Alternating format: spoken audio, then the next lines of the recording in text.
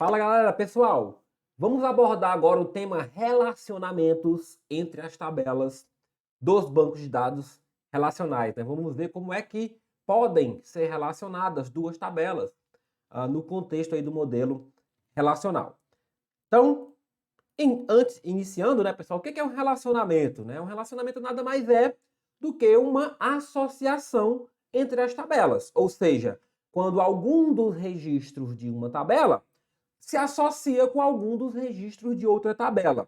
Ah, detalhe, esses registros podem ser inclusive da mesma tabela, tá?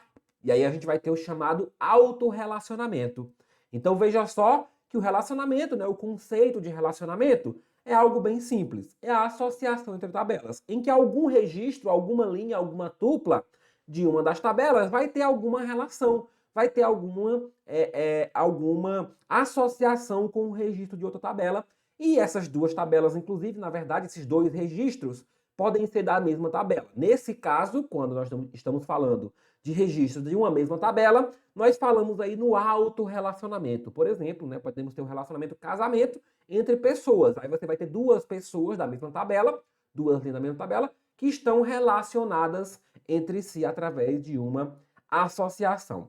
Como que a gente faz, né, para poder fazer essa associação, para fazer esse relacionamento entre tabelas do modelo relacional? A gente vai usar aí o conceitinho da chave estrangeira. A chave estrangeira é aquele atributo ou conjunto de atributos que vai, né, associar uma tabela a outra, que vai associar ali um registro a outro.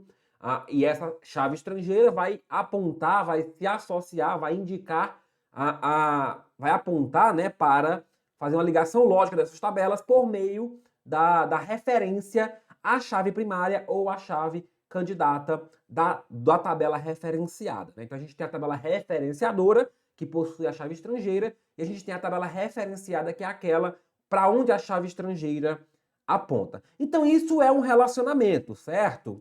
Beleza. E aí, o relacionamento, ele pode ter aí o que a gente chama de cardinalidade. O que é a cardinalidade dos relacionamentos? Presta bem atenção no conceito. A cardinalidade dos relacionamentos tem a ver com o número de entidades que uma entidade pode se associar via relacionamento.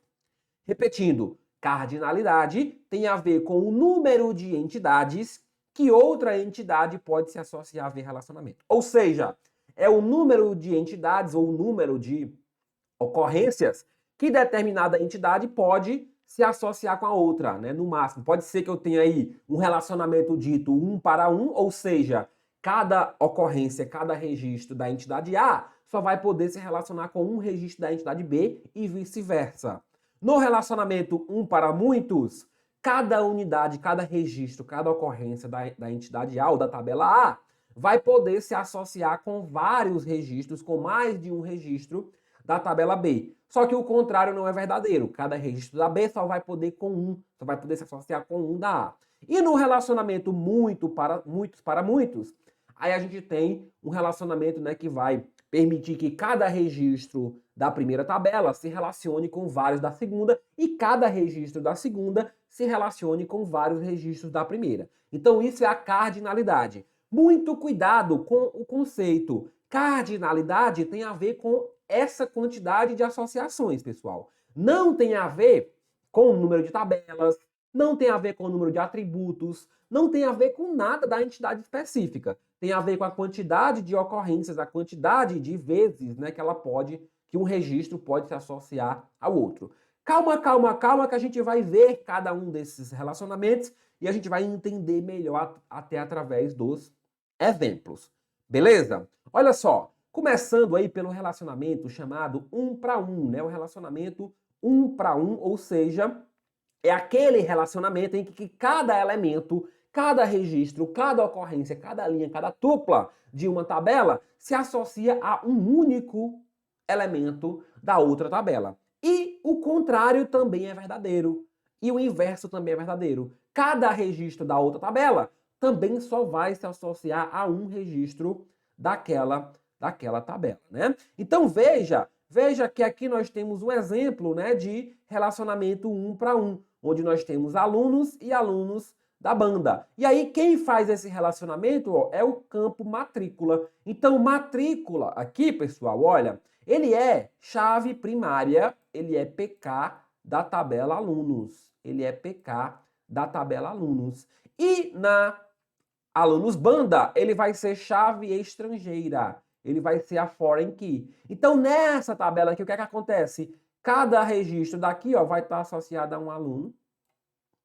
E cada aluno vai ter, no máximo, um registro de aluno da banda. Ah, professor, mas quer dizer que não poderia ter mais de um aluno numa banda? Poderia, mas nesse modelo não. E aí eu até aproveito para ressaltar isso para vocês. Muito cuidado para, na hora de visualizar uma questão, na hora de interpretar uma questão, não extrapolar o que está escrito, não extrapolar o modelo que é apresentado. Então, se o modelo foi dado dessa forma, representando aqui o relacionamento 1 para 1, significa que vai ter que seguir essa regra. Qual que é a regra? Que cada elemento de um, somente um do outro, e cada elemento do outro, somente a um do primeiro. Então, fiquem restritos ao que é apresentado para vocês. A menos que a questão não diga nada e dê uma ideia de que você tem que interpretar em cima daquilo.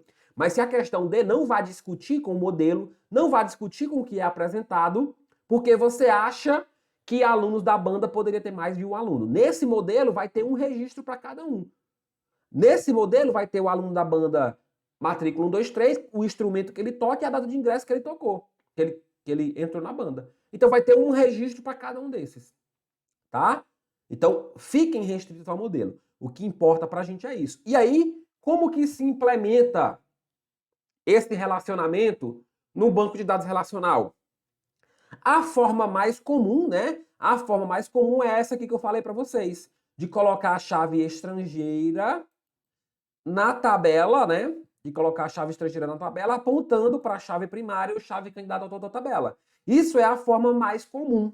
Isso é a forma mais comum. Só que, na verdade, existem 3 formas de implementar o relacionamento 1 para 1 no modelo relacional. E é importante que a gente tenha noção de quais são essas 3 formas, porque já foi cobrado em questão e pode se repetir. Então, uma das tabelas possui a chave estrangeira, é esse padrão que a gente viu aqui. É o modo mais comum de se implementar um relacionamento 1 para 1. Você vai colocar a chave estrangeira em uma das tabelas.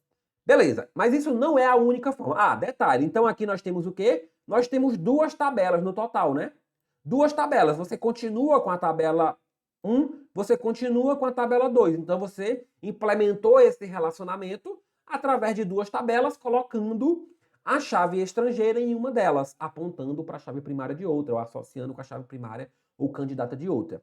Mas isso não é a única forma, existem outras 2 formas. Primeiro, a segunda forma, né? É a criação de uma tabela única mesclada.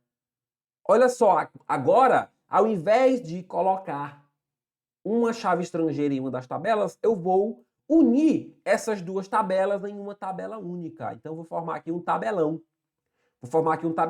E esse tabelão aqui, ó, ele, por exemplo, ele vai fazer o seguinte: eu vou pegar aluno e vou adicionar esses elementos aqui, ó, e vou trazer o instrumento para cá, vou trazer a data de ingresso para cá. Então vai ficar uma tabela única, né, com todos os atributos necessários para aquelas informações daquele relacionamento. Então isso também é uma forma. Lógico que isso às vezes não é a forma mais eficiente, porque você vai ter duplicação de informações. Quando você cria uma tabela maior, né, quando você agrega tabelas, mais informações em uma única tabela, você pode ter problema de duplicidade de informação. E aí muitas vezes no banco de dados a gente quer justamente evitar isso. Então, mas sabendo disso, também temos essa opção. Essa opção não é inviável. Então, nesse caso, você vai ter quantas tabelas? No resultado, uma tabela. Né? Você vai ter uma tabela no resultado. E aí nós temos ainda uma terceira opção. Qual que é a terceira opção? É criar uma terceira tabela. Criar o que a gente chama de tabela de ligação. Então agora, olha só como é que a gente vai fazer aqui. Agora, ao invés de colocar a chave estrangeira aqui, a gente iria criar aqui uma nova tabela. Iria criar aqui uma chave para essa tabela. E iria colocar as 2 chaves aqui nessa tabela de ligação. A matrícula e ia colocar aqui a chave. Vamos supor que a gente chamou de AB, chave AB, aluno da banda. Aí aqui eu vou saber qual aluno é associado a qual aluno da banda. Qual aluno é associado a qual aluno da banda. E aí, se eu quiser ver todas as informações, eu faço o cruzamento com base nessa tabela de ligação. Então, também há essa possibilidade de implementar com base em uma terceira tabela, em uma tabela de ligação. Então, aqui nós vamos ter 3 tabelas. 3 tabelas no resultado. Então, veja, pessoal, veja, né, que a implementação do relacionamento 1 para 1 no banco relacional, ela pode se dar com 1 até 3 tabelas. Sendo que a mais comum é manter as 2 tabelas e colocar a chave estrangeira em uma delas. Mas saiba que existem outras 2 possibilidades, que são bem menos usadas, bem menos comuns, mas que para a questão de prova é importante que a gente saiba, né? Porque pode te perguntar se é possível implementar um relacionamento 1 para 1 no modelo relacional utilizando até 3 tabelas, por exemplo, né? Ou somente uma tabela, aí você vai ter que saber que sim. Então, 2 tabelas usando a chave estrangeira, né? Vai ter essa formatação aqui, ó. Vai ter essa formatação em que a FK vai estar em um dos lados, apontando para PK, né? Do outro lado. Vai ter a formatação da tabela única, todos os atributos aqui dentro. E vai ter a formação da tabela, de 3 tabelas, né? Apontando o relacionamento. Aqui vai ter uma PK. Aqui vai ter uma PK também, e aqui vai ter essas 2 PKs, né? Essas duas PKs como chaves estrangeiras. Aqui vai ter 2 chaves estrangeiras, FK e FK, né? FK e FK, foreign key, chave estrangeira apontando para cá. Uma apontando para cá, né? E a outra apontando para cá. Então são essas as 3 formatações possíveis para o relacionamento 1 para 1. Ok. Continuando, nós temos aí o chamado relacionamento 1 para muitos, ou 1 para N. Como que funciona esse relacionamento? Basicamente, nós vamos ter aí que cada elemento da tabela do primeiro lado, né, da tabela R1, pode se relacionar a mais de um elemento da outra tabela. Só que o contrário não é verdadeiro. Cada elemento da tabela 2 só vai poder se associar a apenas um elemento da tabela 1. Então veja que só vai um dos caminhos, permitindo a associação com muitos registros, com muitos elementos, com muitas ocorrências. A volta, o outro lado, o outro caminho, não é permitido. O outro caminho é somente com um. Então, no exemplo, nós temos aqui a tabela clientes e a tabela pedidos. Tabela clientes e tabelas pedidos. A tabela cliente vai ter lá a chave, ó, código do cliente. Aqui é a nossa PK, nossa chave primária. Tabela código do cliente. Lá na tabela pedidos, nós temos também o código do cliente aqui, ó. Esse código do cliente é a nossa FK, é a nossa foreign key. É o código, é o campo, o atributo que vai associar com essa outra tabela, apontando aqui para a chave primária. Então, aí o que é que acontece para ser um relacionamento 1 para N? Cada cliente pode realizar vários pedidos. Como que você sabe isso nessa figura, professor? Né? Porque não sei. Olha só, tá aqui, ó. 1 para infinito, 1 para muitos. Aí aqui pode estar 1 para N, pode ter outras representações, né? 1 para N aqui, né? Pode ter aqui o que a gente chama de notação pé de galinha, que aqui é a barrinha para representar o 1 e assim, né, para representar o N, né? Então, o que importa é que a gente saiba que cada registro da tabela, da primeira tabela, vai se associar com vários registros da outra tabela. Só que o contrário não é verdadeiro. O contrário é que cada pedido pertence a somente um cliente. O mesmo pedido não pertence a mais de um cliente. O mesmo pedido nesse modelo só pertence a um cliente, né? Não está associado a mais de um cliente. Professor, e se isso aí viesse inverso, né? Que a gente está falando de 1 para N, seria um relacionamento N para 1? Por exemplo, se a tabela pedidos estivesse do outro lado e cliente estivesse desse lado, seria um relacionamento N para 1? Tanto faz, pessoal. Tanto faz falar em N para 1, 1 para N, tanto faz, tá? O que importa é saber que um dos lados tem relação de 1 para muitos. O que importa é saber disso. Então, na questão aceite vindo N para 1, aceite vindo 1 para N, não tem diferenciação em relação a isso, tá? Se a tabela tivesse aqui invertida, a tabela pedidos tivesse primeiro e depois tivesse cliente, e perguntar se esse era um relacionamento um para muitos, é um relacionamento um para muitos, tá? Agora, cuidado com a leitura do relacionamento. Se tivesse invertido, a gente iria saber que cada pedido somente a um cliente. Cada cliente pode ter vários pedidos. Da mesma forma que está aqui. Então, a leitura da relação não muda, tá? Ok? Beleza. E aí nós temos o relacionamento muitos para muitos. N para M. N para N também pode ser chamado, tá? Não tem muita padronização aqui. O que importa é que a gente saiba que agora nesse relacionamento, detalhe. Professor, como é que eu implemento isso aqui no banco de dados então? Já que a gente tem 3 possibilidades aqui para o relacionamento 1 para 1, nesse banco de dados aqui, né, nesse modelinho, o que é que a gente faz? A gente acabou de ver aqui, né? A gente coloca a chave estrangeira, só que aqui tem uma regra. Essa chave estrangeira, ela vai estar do lado N. Ela vai estar sempre do lado muitos. Porque eu posso ter vários. Né? O cliente, se a chave estrangeira estivesse do lado do cliente, não dava certo. Porque o cliente poderia ter vários pedidos, aí eu ia ter o atributo multivalorado, né? Que não é permitido no modelo relacional. Então essa chave estrangeira tem que estar onde? Tem que estar do lado N, tem que estar do lado muitos. Então essa é a forma de representar, a forma de implementar o relacionamento 1 para muitos no relacionamento 1 para N. Coloca-se a chave estrangeira do lado muitos. Então a chave estrangeira está do lado muitos, consequentemente a chave primária ou chave candidata está do lado 1, ok? Beleza. Tá, então voltando para o relacionamento N para M, N para N, muitos para muitos, etc. Nesse caso aqui, é a associação múltipla de um lado ou de outro. Ou seja, para cada registro de um lado, pode haver várias associações, vários registros do outro lado. E vice-versa. Então agora você não tem mais a limitação lá do 1 para 1, do 1 para N. Agora você está livre. A um registro da tabela 1 pode se associar com vários da tabela 2. E um registro da tabela 2 com vários da tabela 1. Tá? Como que a gente visualiza isso? Nesse caso aqui, já vou adiantando. Para implementar esse relacionamento no modelo relacional, a gente vai precisar de uma tabela de ligação. A gente vai precisar de uma terceira tabela. Então, vamos chamar ela aqui, ó, tabela de ligação. Tabela de ligação. A gente vai precisar da tabela de ligação, da terceira tabela, ou tabela auxiliar. O nome, né, é variado. Geralmente é chamado de tabela de ligação ou tabela auxiliar. Então, para implementar esse relacionamento muitos para muitos, a gente vai precisar dessa tabela de ligação. De que forma? Da forma que ela vai trazer as chaves, né? Vai conter as chaves estrangeiras que apontam para cada lado.